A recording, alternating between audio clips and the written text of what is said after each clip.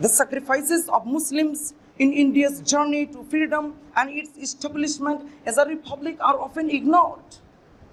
Muslims made great sacrifices with their lives and wealth in the freedom struggle. We must remember what is the meaning of sacrifices, what is the meaning of republic. A republic means the supreme power of the people who live in the country. ये मरकज़ुल मारिफ़ इल्म की वो किताब है कि जिसमें अहदिनों के हर सवाल का जवाब है। ये मरकज़ुल मारिफ़ इल्म की वो किताब है कि जिसमें अहदिनों के हर सवाल का।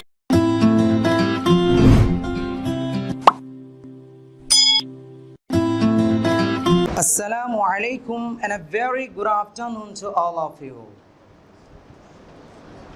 Al-Hamdulillah Rabbil Alameen Wassalatu wassalamu ala nabiyyihi Muhammadin Sayyidil Mursaleen wa ala alihi wa sahbihi ajma'in amma ba'd.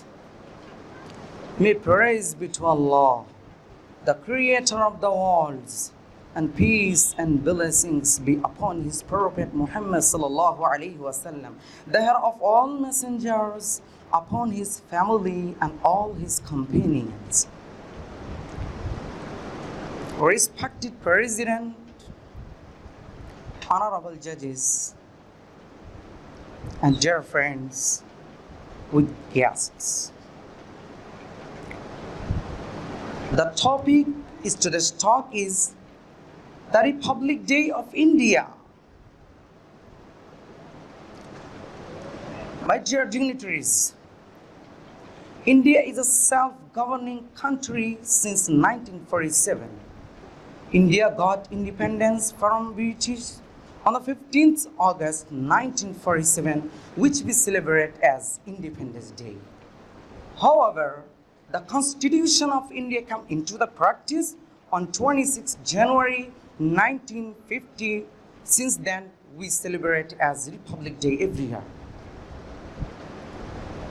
Dear intellectuals, this day is not a celebration. This day is not an event. This day is not an event, but a symbol of the democratic foundation of our country. However, the sacrifices of Muslims in India's journey to freedom and its establishment as a republic are often ignored. Muslims made great sacrifices with their lives and wealth in the freedom struggle. We must remember and share their stories with future generation, inshallah. Dear audience, what is the meaning of sacrifices? What is the meaning of republic? A republic means the supreme power of the people who live in the country, and only its citizen has the right to elect leaders as a president, prime minister, chief minister, MP, MLA, etc. India is a democratic country where everyone is authorized to live, wear, and adopt the culture and religion which they desire. There is no any foundation to eat a certain things which indicates a certain culture and religion. There is no any foundation to accept a certain religion. There is no any foundation to adopt a certain culture. Everyone is free for that, what they eat, what they wear, and how they live. But it's very regret that some people wanted to color every Indian in their own color, and they wanted to make India a Hindu state. They blame that Muslims are traitors.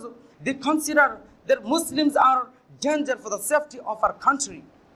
They openly oppose the Indian Constitution and Muslims. They consider that Muslims have got their share in the form of Pakistan. That's why they should go to Pakistan. But they forget that still India has more Muslims than Pakistan. Dear intellectuals, I think they forget the sacrifices of Muslims for making India free. But I'd like to ask them, How can they forget the fact that the first person who endorsed fatwa against British and said today India becomes slave was not anyone but a Muslim? How can they forget that the first person who fought against British was not anyone but a Muslim? How can they forget that the first person who started the first revolution for independence was not anyone but a Muslim? How can they forget that the first person who stood up to stop British step in South India and said, शेर की एक दिन की जिंदगी गिदड़ की 100 साल की जिंदगी से बेहतर है. It means Tipu Sultan said, it's far better to live like a lion for a day than to live like a jackal for 100 years. Was not anyone but a Muslim. How can they forget that the first person who said, सारे जहां से अच्छा हिंदुस्तान हमारा, हम बुलबुले हैं इसकी ये गुलसिता हमारा. It means Allama Iqbal said, better than all the world is our India, we are its nightingales and this is our garden. Was not anyone but a Muslim. How can they forget that the first person who sounded the slogan of Inqilab Zindabad was not anyone but a Muslim.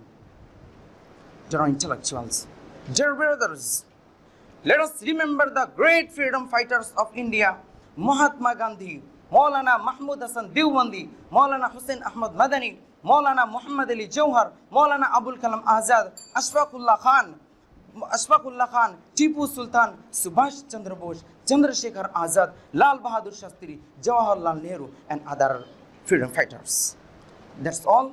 So we must remember, we must not only remember these sacrifices, but also teach them to the younger generation to make freedom. So I wrap up my speech with a message. There has been a great experience to share my views with all honorable people. Thank you so much and have a nice day.